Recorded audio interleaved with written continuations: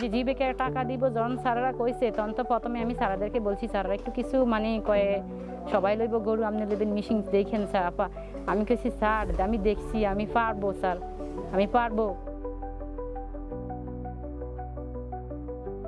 2024 সালে যে বন্যা হয়েছে এই বন্যায় অনেক ক্ষতিগ্রস্ত হয়েছে, যেমন কি প্রায় 1-1.5 মাস ধরে আমরা ঠিকমতো রান্নাও করতে পারি না, আমাদের চুলা ছিল না, তারপরে আমরা ঘরে ঘুমাইতে পারি না, অনেক কষ্ট করে আমরা ছিলাম। তারপরে আমার হাইজিনের কোনো ব্যবস্থা ছিল না, টিউবওয়েল তো আমার বাড়িতে ছিলই না, আমার বাড়িতে কি আমার আশেপাশেও ছিল না। এই আমার ঘর মেরামতের জন্য ঘর দিচ্ছে স্যারেরা, ল্যাট্রিন দিচ্ছে, টিউবওয়েল দিচ্ছে, জীবিকায়নের জন্য টাকা দিচ্ছে। এমন ল্যাট্রিন তো চোখেই দেখিনি, ব্যবহার করে থাক দূরের কথা। এই যে আমি ঘর মেরামত করছি, এখন ঘর থাকি, ঘরে থাকি খুব হ্যাপি, খুব ভালো আছি।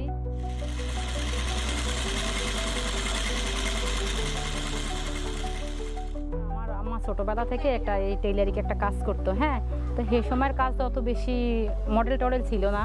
তা আমি তখনকার যুগের মেয়ে হিসাবে আমি একটা মডেল টডেল কাজ শিখছি হিসাবে আমার কাছে কোনো টাকাই ছিল না। আমার হাজব্যান্ড এমনই একটা কাজ করে যেমন কি আমার 3টা ছেলে মেয়ে, 2টা ছেলে 1টা মেয়ে, 2জন শ্বশুর শাশুড়ি, এদেরকে নিয়ে আমার কোনো পোষায় না।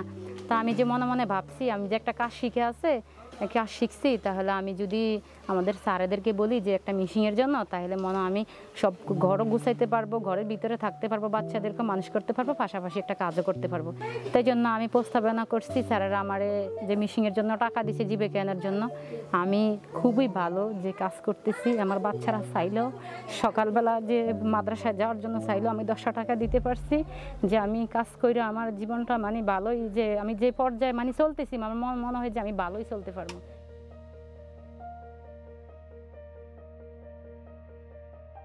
সুরমা আপার কথা যদি বলি, উনি আমাদের সাথে যখন কথা বলেছিলেন আমরা জানতে পারছিলাম যে উনি আগে থেকে টেইলারিংয়ের কাজ করেন এবং ওনার এই প্রিভিয়াস অভিজ্ঞতা আছে।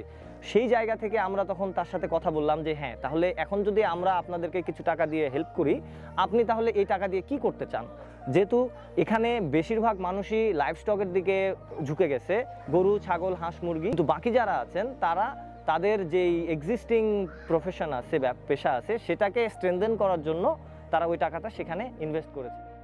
ইনকাম করতেছি এটি দিয়ে না খাইতেও, যে বাচ্চাদেরকে যে কালকে আমার ছেলের জন্য 350 টাকার ওষুধ আনছি, হঠাৎ করে আমার হাজব্যান্ড বাড়িতে নাই, মাস শেষে কটা টাকা দিব, কটা টাকা দিয়ে আমি ওষুধ আনবো। এখন আমি কাজ করতেছি, পাইছি, দৌড়ে মাইরে যে ওষুধ লিয়েছি, সুন্দর ব্যাস। মানে আমি যে আমার 3 বাচ্চা নিয়ে সুন্দর মতো খাইতে পারবো, চলতে পারবো, এটার জন্য আমি সবচেয়ে খুশি স্যার, সবচেয়ে হ্যাপি। আমি মেশিন কিনছি, এখন অলরেডি কাজ শুরু করে দিছি, কাজ করতে আছি।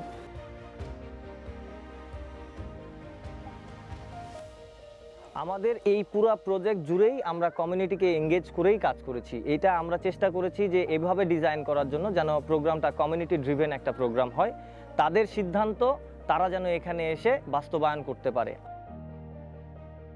বাচ্চাদেরকে পড়াশোনা করাইতে চাই, ওদেরকে মানুষের মতো মানুষ করতে চাই, ওদেরকে ভালো একটা পরিবেশ দিয়ে, ভালো একটা খানা দানা দিয়ে, ভালো একটা পায়ে পোশাকে পরিণত করতে চাই, বড় করতে চাই।